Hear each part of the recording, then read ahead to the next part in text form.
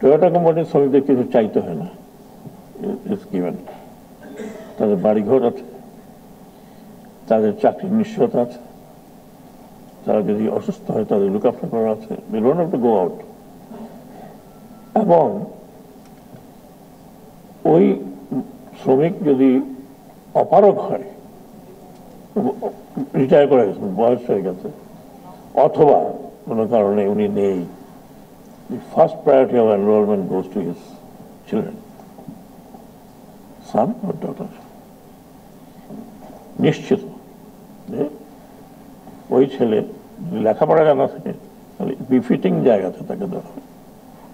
So মালিকের যেমন Toyota company, শ্রমিকেরও তেমনি টয়োটা কোম্পানি, যে কারণে শ্রমিকরা কোনোদিন অসন্তোষ করে। জাপানেও ট্রেড ইউনিয়ন আছে, শক্ত ট্রেড ইউনিয়ন আছে। তো তার মানে কি, উদাহরণটা হচ্ছে এই যে যারা আমাদের দেশে দু একটি কম আছে বড় ইন্ডাস্ট্রি, যেখানে অন্তত আমি শোনার মতো কোনো রকম অসন্তোষ শুনিনি। আমি নাম নাই বললাম, আপনার খুঁজে বের করে দেখেন, বেশ বড়, অনেক বড় আমাদের দেশের তুলনায়। তো যে আমরা যে এবার যে প্রতিপত্র রেখেছি শ্রমিক মালিক এক হয়ে, সেখানে আমরা চাই না যে শ্রমিক একদিকে থাকবে, মালিক একদিকে থাকবে, দুই পক্ষে এক ধরনের মনস্তাত্ত্বিক এবং ফিজিক্যাল ক্লাশ হবে, মালিককে জেলে যেতে হবে, না যেতে হবে, রানা প্লাজা ধস নামবে, মালিক খিলখিল করে হাসবে, তিনি এসকর্টের সাথে চলে যাবেন। You don't want that. You want that আপনার ফ্যাক্টরি যেন কিছু হয়ে থাকে তার জন্য দায়ী আপনি, সেই দায়িত্ব নিতে হবে, সেই দায়িত্ব নিয়ে আপনাকে বলতে হবে যে আই এম রেসপন্সিবল। আমাদের দেশে তা হয় নাই, অতীত হয় নাই, আমি জানি না ভবিষ্যতে হবে কিনা। আমরা তো ইন্টারিম পিরিয়ড, কেন হয়নি? হয় নাই প্রতি ক্ষেত্রে আমাদের দুর্বৃত্তায়ন হয়েছে, প্রতি ক্ষেত্রে। এবং সে দুর্বৃত্তায়নের ওয়ান অফ দি এক্সাম্পল, বিগত সংসদে 67 to 70% ছিল ব্যবসায়ী। আবার বলছি 67 to 70%, আমার ঠিক মনে নেই। ইউ সি দ্য স্ট্যাটিস্টিক্স, 178 জন থেকে 180 জন ছিলেন ব্যবসায়ী প্রতিটি অর্গানাইজেশনে। যাই অর্গানাইজেশন হেড, তিনি আবার ওই পলিটিক্যাল পার্টির হেড, অথবা তিনি এমপি হয়েছেন, অথবা তিনি চেয়ারম্যান কোনো কিছু। Therefore total conflict of interest. Unfortunately নির্মাণ ব্যবসায় যে সংসদীয় কমিটি ছিল তার চেয়ারম্যান ছিলেন নির্মাণ ব্যবসায়ের প্রেসিডেন্ট। তার কাছ থেকে কি আশা করা যায়? আমি কাউকে দোষ দিচ্ছি না, আমি this is what is our political system. আগামী তো হবে না, একটা নিশ্চয়তা কি। কাজে এই যে জুলাই একটা আন্দোলন হলো, সেই আন্দোলনের তরুণ ছাত্ররা জীবন দিল অকাতরে, they had no political motive. তাদের কোনো পলিটিক্যাল মোটিভ ছিল না। আপনার ডায়লগ শুনছেন, স্যার একটাকে মারি আরেকটা দাঁড়ায় যায়, শুনছেন তো এগুলো। এটা why they wanted to get this system away. সেখানে আমি নিজে গেছি হসপিটালে। আমি অনেকগুলো ইয়াং ওয়ার্কারদের দেখছি যার হাত কাটা, হাত নাই, সে জীবনেও তার কোনো শ্রম করতে পারবে না, চোখ নাই, অন্ধ হয়ে আছে। ধরেন তাদের সাথে কথা বলতে, যে হাইলি স্পিরিটেড। একটা ইয়াং ছেলেকে দিয়ে সঙ্গে কোথায় ছিল, বলে আমি স্যার কারখানা থেকে যাত্রাবাড়িতে বের হয়েছিলাম। কি করছিলাম?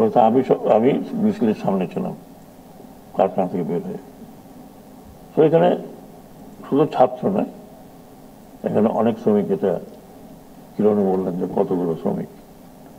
সো এই যে শ্রমিকদের কেন তারা আসছে,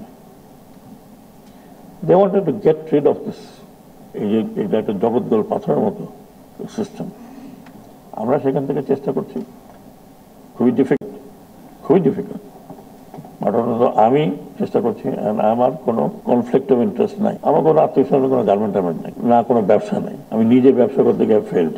সো আমার কোনো কিছু নাই, আমার শ্রমিক সংগঠন নেই। বাট আই ওয়ান্ট আমাদের দেশের যে ইন্ডাস্ট্রি, যে মালিক এবং শ্রমিক, they must understand each other. একই সাথে আমাদের বিগত শ্রমিক নেতারাও আবার বড় বড় পার্লামেন্টের সাথে বড় প্রধানমন্ত্রীর সফর সঙ্গে ফিরে এসে আবার ওরা বিরাট ব্যানারে একটা সম্বর্ধনা নেন। তো সেই নেতারা কি করবেন? সেই নেতারা তো চুপই থাকবেন। আমি কালকে বলেছি, রানা প্লাজা ধসের একমাত্র কারণ হচ্ছে negligence of the government. Negligence of the government. বিজেপির লোককে এখন পর্যন্ত কি স্কুলে চড়ানো হয়েছে? সেই শ্রম মন্ত্রণালয়ের যিনি ছিলেন তাকে শ্রম চড়ানো হয়েছে? পিডাব্লিউডি বা যারা রেসপন্সিবল ছিল তারা আগের দিন বলে গেছে যে এটা ডেঞ্জারাস। ওই এলাকার এমপি সাহেব মহা আনন্দে, হ্যাঁ, পাশে অনেককে নিয়ে তিনি রেস্কিউ অপারেশন দেখছেন লাল গাড়িটা বিছানো। Same for us. আবার 12 দিন পর এক ড্রামা হলো, একজনকে মহিলাকে বের করে পরিষ্কার ফকফকা, she could have been in Bombay। তারপরে আমরা কালকে হোটেলে গেলাম, সেই হোটেলে দেখলাম চাকরি ছিল, লোকে দলে দলে দেখতে গেছে যে উনি কে। এইসব ড্রামা হয়েছে, drama at the expense of 100। কত লোক মারা গেছিল এখানে? 1186 প্রাণের বিনিময়ে আমরা ড্রামা দেখলাম। ভাগ্য ভালো যে তাকে রাষ্ট্রীয় পুরস্কার এখনো দেওয়া হয়নি। তো এইগুলো মকারি হয়েছে। এখন তার ফলাফল এখন আমাদের কাঁধে। এভরিডে আন্দোলন দেখেছি, এখন মালিকের হাত খাড়া করে দিয়েছে, আমরা টাকা দিতে পারছি না, বেতন দিতে পারছি না, কিন্তু উনি চড়ছেন কিন্তু ক্যাডিলাকে। আবার ওনার বিভিন্ন জায়গায় বড় বড় বাড়ি আছে। আপাতত বিদেশে পলাতক আছেন। আমার বিদেশে উনি কেমনি কি থাকেন, 8 মাস, এত টাকা কে দেয়? ডোনাল্ড ট্রাম্প তো দেবে না নিশ্চয়ই, কিং চার্লসও দেবে না। টাকাটা কার? উনি শ্রমিকের বেতন না দিয়ে টাকা নিয়ে গেছেন। আর আমাদের ব্যাংকগুলো মহা আনন্দে লুটে ভাগ হয়েছে। একটা ব্যাংক 27,000 কোটি টাকা দিয়েছে এক কোম্পানিকে।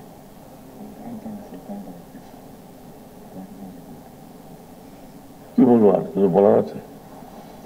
এখন যেটা বললাম, মালিক পক্ষের রাজনৈতিক সম্পৃক্ততা, ক্যাম্পেইনে টাকা পয়সা দেয় যাতে বিদেশে হয়, ডেফিনেটলি দেওয়াটা কোনো অন্যায় নয়, কিন্তু তার শ্রমিকের ভাগ্য উন্নয়নের তার কোনো জায়গা নেই। সরকার গাইড করতে পারে। Government cannot go and make everything perfect. এবং এতদিনের জিনিস ফট করে আমরা করতে পারবো, আমাদের কাছেও আলাউদ্দিনের চেরাগ নাই যেমন ঘষা দিব, এভরিথিং ইজ ফাইন। চা শ্রমিকের কথা এখানে উঠেছে, কোয়াইট জেনুইন। আমি ইনশাল্লাহ এই মাসের মধ্যেই চেষ্টা করব টু ভিজিট টি গার্ডেন এবং সবার সাথে বসবো হাউ টু ইমপ্রুভ। দেখা যাক, আপনাদের মধ্য থেকে অনেক কিছু উঠে এসছে। আমি মনে করি, এটা আমার মতামত, নেক্সট ইলেকশনের আমরা তো নির্বাচনী সংস্কার করেছি, আমি যার দেখিনি। আমার জোর ইচ্ছা ছিল, যেটা আমি পারিনি ইলেকশন কমিশন থেকে, দ্যাট ব্যবসায়ী যদি তিনি নমিনেশন পান তাহলে তার আদিপান্ত খুঁজে দেখতে হবে তিনি কি ব্যবসা করছেন, কবে কবে তিনি শ্রমিকদের বেতন দিয়েছেন, বেতন বাকি আছে কিনা, বেতন ভাতা সংগঠন। এখন আমাদের দেশে, I am sorry to say, আমাদের পলিটিক্যাল পার্টির ভিতরে নেই ডেমোক্রেসি। বাকিটা কি হবে? 6 কোটি 7 কোটি 10 কোটি টাকা নিয়ে যায়, ওরা নমিনেশন নিয়ে নেন। দেখি আমাদের এই সামনের ইলেকশন হবে, সেখানে যে পলিটিক্যাল পার্টিগুলো আছে ওনারা তো অনেক ভালো ভালো কথা বলছেন। আমরা দেখতে চাই যে ওখানেও কত ব্যবসায়ীরা ব্যবসা যারা করেন, পলিটিক্স করবেন, এটা কোনো বড় কথা না। নমিনেশন যদি উনি 20 কোটি 30 কোটি টাকা দিয়ে কেনেন এবং আরো 10-20 কোটি টাকা উনি কনস্টিটিউয়েন্সিতে খরচ করেন, এটা তার টাকা না, এটা ব্যাংকের থেকে নেওয়া টাকা। দেয়ারফর আমি রাজনৈতিক দলগুলোকে অনুরোধ করব যে আপনারা যখন নমিনেশন দেবেন, please look into it. Election কমিশনের দায়িত্ব হবে সামহাও আরপিওতে পরিবর্তন আনা। আমি এনেছিলাম, সরি আমি অনেক কথা বলছি, বাট এগুলো রেলেভেন্ট। আমরা এনেছিলাম এবং আই ইনসিস্টেড যে কোনো পার্টির সাথে মিনিমাম 3 বছর তিনি অ্যাক্টিভ না থাকলে তাকে নমিনেশন দেওয়া হবে না, প্রাইমারি সদস্য হতে হবে তাকে। আনফর্চুনেটলি কিছুদিন ছিল, তারপরে এটা উঠাই দেওয়া হয়েছে।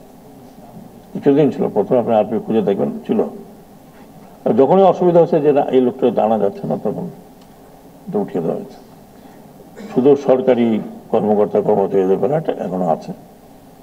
আমি এখনো মনে করি যে RPO should be changed and these provisions must be brought. আমরা 3 বছর করেছিলাম, আমার মনে করি 5 বছর করুন। একটা দলের সাথে আপনাকে থাকতে হবে, দলের সাথে থেকে না আগের দিন রাতের বেলা চলে গেলেন, সকালে শোনা যায় ও বাপরে বাপ ও কনস্টিটিউয়েন্সিতে যার হওয়ার কথা ছিল না, তারপর শোনা যায় উনি 20 কোটি টাকা দিয়েছেন। এটা যদি হয় তাহলে আমি অ্যাফ্রেড আমরা যে কথাগুলো বলছি শ্রমিকদের ন্যায্য দাবি, ইট বিকামস ভেরি ডিফিকাল্ট। শ্রমিক সংগঠন আপনারাই বলেছেন, অনেক ভূমিপুর শ্রমিক সংগঠন উঠেছিল, এত বড় রানা প্লাজা এবং তাজনীন ফ্যাশন যেটা হলো, শ্রমিক সংগঠন আজকে যেমন ঘেরাও করে কথায় কথায়। হ্যাঁ, আমার সেক্রেটারিকে ঘেরা হয়ে গেছে, ওই আমাদের শ্রম অফিসগুলো ঘেরা হয়ে গেছে, দিনের পর দিন রাতের পর রাত, একটা ইলেকশন পর্যন্ত ঈদ পর্যন্ত আমাদের অফিসাররা রোজা রেখে বেরোতে পারে না রোজার দিনে। তখন কোথায় ছিল রোজার দিনে? এখন তো আমাকে জিজ্ঞেস করতে ইচ্ছা হয় ওই শ্রমিক নেতাদের, আপনার কোথায় ছিলেন? Why didn't you come out? So এটা এবং রানা প্লাজা তাজনীন গার্মেন্ট আমি এখন পর্যন্ত কনসেন্ট্রেট করতে পারিনি। They must be brought to justice, they must pay. এটা আমার এখানে যারা অফিসার আছেন কেউ তো নোট করেন। when I'll sit with you, I'll discuss this thing. কাউকে মানে ছাড় দেওয়ার কোনো বিষয় নাই। আমি জানতাম না অনন্ত গার্মেন্টস এটা কার, আমি জানি না। এটা আমরা ইনভেস্টিগেশন করাবো আমাদের ইন্সপেক্টরেট থেকে। এটা ইনভেস্টিগেশন হবে যে কেন একজন অসুস্থ মহিলাকে ছুটি দেওয়া হয়নি। And I can assure you, inshallah, I will bring it out who was responsible. তো এখানে বলে যাচ্ছি, আমি শিওর এগুলো তো পেপারটা পত্রিকাটাতে আসবে, আসুক। আমি অলরেডি বদনাম হয়ে গেছি অনেকের কাছে যে আমি জোর জবরদস্তি করি। ইয়াস, আই এম ডুইং ইট। আমি রেড অ্যালার্ট জারি করতে বলেছি, আমি ইন্টারপোলকে খবর দিতে বলেছি, দে শুড বি কট। এবং 2-1 গাড়ি বিক্রি করেছে, এখন বাড়ি বিক্রি করার অবস্থা আছে। Never hard it 50 years। চেষ্টা করছি, আমি জানি আমার তো এখন প্রোটোকল পুলিশের সাথে, যখন পুলিশ থাকবে না তখন ইট পাটকেল খাইতে হবে, ঠিক আছে, okay. But I want to keep my conscious clear. আমি যেই দায়িত্বে ছিলাম সেই দায়িত্বে আমি চেষ্টা করেছি, হাত খাড়া করে দিইনি। সো আপনাদের সকলের সহযোগিতা দরকার। It's very good discussion, very good topic. আমরা আশা করি যে এই সমস্ত বিশেষ করে বিশ্ববিদ্যালয়গুলোতে বাংলাদেশ শ্রমিকের বিষয়গুলো নিয়ে এবং বাংলাদেশ শ্রম আইন নিয়ে অধিকতর লেখাপড়া হবে, অধিকতর গবেষণা হবে, তাতে আমরা বেনিফিটেড হব। ইতিমধ্যে আমরা একটা ইউনিভার্সিটির সাথে এমওইউ করেছি, কারণ সরকারের মন্ত্রণালয় কোনো গবেষণা ক্ষেত্র না, এটা ইমপ্লিমেন্টেশনের কথা বলতে। সো আমরা গবেষণাপত্র এবং অন্যান্য ওপিনিয়নগুলোকে একত্র করে বিচার বিবেচনা করে ইমপ্লিমেন্ট। আপনাকে আবার ধন্যবাদ, প্রচুর ধন্যবাদ আপনাদেরকে দুজনকে, দুই পার্টিকেই। দু পার্টিকেই মোবারকবাদ, কংগ্রেচুলেশন। সবাই রাজা হওয়ার মতো যোগ্য, সবাই হবে কিনা সেটা বিচারকরা বিচার করবেন।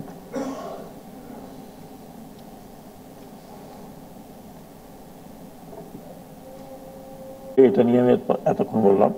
বাড়ি গাড়ি বিক্রি করে টাকা দেওয়া, তাদের বাকি বিদেশে যাওয়া তো বন্ধ, ওনারা জানেন ভালো করে, নতুন করে বলার দরকার নাই।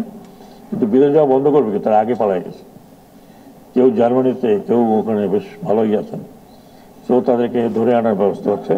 এবং এখানে যারা আছে তাদেরকে দিয়ে যার সম্পত্তি আছে সেটা আমরা 7 তারিখে তো আবার আপনারা বসবেন, ব্যাংকের সাথে বসা হয়েছে অলরেডি, কি তাদের সম্পত্তি বাকি আছে যেগুলি নট টাইট, সেগুলো বিক্রি করার ব্যবস্থা হবে। এবং যদি এখানে বলে যাচ্ছে এইসব বন্ধ করা, যাদের আর ক্যাপাবিলিটি নাই to come back and do anything, অন্য কোনো মালিক যদি এটাকে নিতে চান তাহলে এটা নিয়ে একটা নেগোসিয়েশন হতে পারে। উই ক্যান নেগোসিয়েট, কারখানা শুদ্ধ বিক্রি করে শ্রমিকের পাওনা দিয়ে উনি বাকি টাকা নিয়ে ফুর্তি করেন, কোনো অসুবিধা নেই। তো আছে, আমরা কয়েকটি কারখানা ইতিমধ্যেই আইডেন্টিফাই করেছি, তাদের বিরুদ্ধে আপনারা জানেন পেপারও আসছে।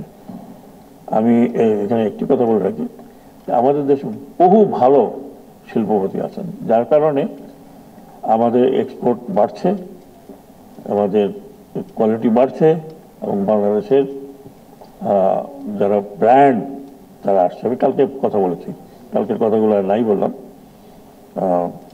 আশা করি নিষ্পত্তি করার আমরা পরিকল্পনা আমাদের আছে সব ধরনের। আমরা যেটা ইউজ করি সেনাবাহিনীতে, বলে আমরা by hook or crook will do it. হ্যাঁ, যেটা আমি বলেছিলাম, beg borrow steal you have to pay, beg borrow for still, কিন্তু আপনাকে পে করতে হবে। শ্রমিকের টাকা আপনি নিয়ে বাইরে বিদেশে করবেন। ও জানি না, উনি না প্রশ্ন করে দিয়েছি। আমি যে উত্তরটা দিলাম সেটা প্রশ্নটা ছিল কোন যে আওয়ামী সরকার পতনের পর বন্ধ হওয়া বেশ কয়েকটি কারখানার মালিক জেলে অথবা পালিয়েছেন, এর মধ্যে বেক্সিমকো কয়েকটি কারখানা শ্রমিকদের পাওনা নিষ্পত্তি করা হয়েছে, বাকি কারখানা শ্রমিকদের পাওনা নিষ্পত্তি করার ব্যাপারে কোনো সিদ্ধান্ত আছে কিনা আমরা কাজ করছি। কিছুদিন পূর্বে সংগঠিত শ্রমিক অসন্তোষের বিদেশি কোনো শক্তির ইন্ধন ছিল কিনা আমি এই মুহূর্তে বলতে পারবো না, কারণ এটা ঠিক আমার পক্ষে বলা সম্ভব নয়। এটা যদি ইনভেস্টিগেট করা হয় তাহলে তো বোঝা যাবে। তবে আমরা যেটা সাধারণত মনে করি, কোথাও না কোথাও থেকে কিছু ইন্ধন ছিল, সেটা ইনসাইড হোক আউটসাইড হোক। তৎকালীন স্বরাষ্ট্র প্রতিমন্ত্রী মহিউদ্দিন খান আমাকে বলেছেন হরতালের সমর্থন, আপনারা ধাক্কাধাক্কি করে ভবনটি ধসে পড়েছিল। এই বিষয়ে আপনার বিশ্লেষণ কি? আমার বিশ্লেষণ হচ্ছে, উনি এখন কোথায়? উনি এত বড় গবেষক, উনি তো আমাদের সাথে থাকা উচিত ছিল, আরো গবেষণা। আর বিএনপিকে তো কংগ্রেচুলেশন জানাইতে হয়, এত বড় শক্তি তাদের গায়ে, মাই গড, হারকিউলিসও বোধ হয় এগুলি কিছু করতে পারতো না। তৈরি পোশাক কারখানার ন্যূনতম মজুরি 12,000 টাকা, শ্রমিক সংগঠনগুলো 23,000 টাকার দাবি তুলেছে। বর্তমান দ্রব্যমূল্যের বাজারে শ্রমিকদের মজুরিকে কিভাবে দেখছে? আমরা কিন্তু 5% অলরেডি বাড়িয়েছি, 5 থেকে 9% করেছি। তারপরেও আমি মনে করি, কালকে আমি কথা বলেছি, আমাদের কাছে একটি দল এসেছিল যারা ব্র্যান্ডকে রিপ্রেজেন্ট, বা ব্র্যান্ডের রিপ্রেজেন্টেটিভ না, তারা ইন্ডাস্ট্রিয়াল নেগোসিয়েট করে তারা ব্র্যান্ডে। তখন ক্যাম্বোডিয়া আর ভিয়েতনামের কথা উঠেছে। তখন বললাম আমাদের ব্র্যান্ড এখানে সবচেয়ে কম পয়সা দেয়। একটা মালিক তখনই দিতে পারবে 30,000 টাকা যখন সে আর্ন করে 30,000 টাকা। ঠিক ওদেরকে বললাম, তোমাদের ব্র্যান্ড ক্যাম্বোডিয়াতে যা দেয়, ভিয়েতনামে যা দেয়, বাংলাদেশে তার অর্ধেক দেয় না। আর তুমি আসছো যে এটা করতে হবে, ওটা করতে হবে, সেটা করে ব্র্যান্ড নিয়ে আসো। They should pay at least. খালি এখন দুনিয়াতে হয়ে গেছে বাংলাদেশ সবচেয়ে সস্তা। আমি গেলাম একটা জিন্স কিনবো বলে, যেটা আমাদের এখানেই পাওয়া যায়, এমনি দাম দেখতে গেলাম H&M, মেড ইন বাংলাদেশ, যা ধরি তাই মেড ইন বাংলাদেশ, যা ধরি তাই made in Bangladesh. 25 pound, 30 pound, 40 পাউন্ডের নিচে কোনো কাপড় নেই। আর আমাদের এখানে তারা কি দিয়ে যায় আপনারা ভালো করে জানেন। তো কালকে আমি এর কথা বলেছি, টাকা দিবে নিশ্চয়ই, আমরা তখন মালিককে বলতে পারবো যে তুমি এত আর্ন করতে, তোমার আর্নিং বেশি হয়েছে, এখন দাও। মালিকের পক্ষ দেখতে হবে। মোস্ট অফ দি গার্মেন্ট মালিকরা কিন্তু ব্যাংকের সাথে লেনদেন, তারা ব্যাংক লোন নিয়ে চলছে। তো আমরা একেবারে অন্ধের মতো বলবো যে দিতে হবে, তার প্রণোদনা ছিল সেটা বন্ধ হয়ে গেছে, অনেক কিছু ছিল যেটা বন্ধ হয়ে গেছে। আমি এই উত্তরটা আমি দিয়েছি, আমি ঠিক উত্তরটা দিয়েছি না, আমি কোনো নাম বলতে চাই না, রেশমানা সেরা। দ্য পয়েন্ট ইজ,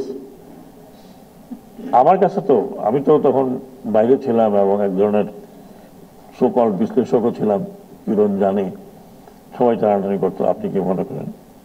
তো আমি আগে যেটা বলছি সেটা, এটা একটা beautiful script written by somewhere in Bombay.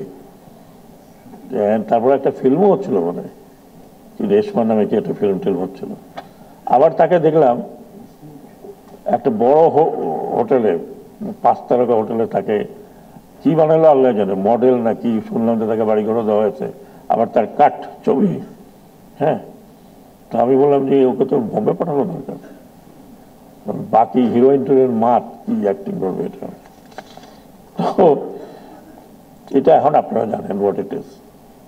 একটা লোক যদি 17 দিন একটা স্তূপের মধ্যে পড়ে থাকে, তিনি এত ফ্রেশ কাপড় চোপড়, চেহারা মনে হলো যেন মানে বিউটি পার্লার থেকে আসছে, হ্যাঁ, হাসি খুশি। মাই গড, আমি অনেক গল্প পড়েছি রেস্কিউ, 17 দিন, 18 দিন, 20 দিন, আপনারাও পড়েছেন যে ভূমিকম্পের মধ্যে থেকে বের হয় তাদের কি অবস্থা। যাই হোক, এগুলো আমি বলছি এখনকার, আমি এই পজিশনের থেকে বলছি না, আমি আগে কি বলেছি সেটা কোট করলাম। তো যাই হোক, সেটা হয়েছে এবং আমরা অন্তত অনেক কথা বলেছি। এর মধ্যে সারমর্মটাই একটা হলো যে আমি এবং আমার মন্ত্রণালয়, we are working day and night to see যে কীভাবে আমাদের শ্রমিকদের ভাগ্য উন্নয়ন করা যায়। তো আমি এটাই বলে শেষ করছি। আবার দুই পক্ষকে কংগ্রেচুলেশন জানাচ্ছি, ধন্যবাদ, থ্যাংক ইউ ভেরি মাচ, খুবই ভালো আলোচনা হয়েছিল, ডিবেট হয়েছিল। আর কিরণকে ধন্যবাদ, অফ দ্য কি বলে অফ দ্য ক্যামেরা। ভাই, এই একটা স্টুডিও হয়, এটাকে রাখে সরকার, অথবা এটাকে প্রাইভেটলি দিয়ে দিই। কি নোংরা এই পরিবেশে আমাদের এফডিসি, এত বড় বড় নায়ক নায়িকারা এখানে কিভাবে শুটিং করেন আই ডোন্ট নো। আমার তো ঢুকেই আমার ফিরে যেতে ইচ্ছা করছিল। আমি এর সাথে নোংরা পরিবেশ কোথাও দেখিনি। না, যা অসুবিধা দেখি। তাহলে আমাদের ডিবেট দেখে ওইটা স্যার নিউজ হয়ে যাবে স্যার। আমি চিন্তা করতেছি আমাদের এই ডিবেটটা কোনটা হাইলাইট হবে স্যার, ওইটা হাইলাইট হয়ে যাবে। এনিওয়ে, অনেক অনেক ধন্যবাদ কিরণ আপনাকে, আপনাকে কংগ্রেচুলেশন জানাচ্ছি, সবাইকে কংগ্রেচুলেশন, থ্যাংক ইউ।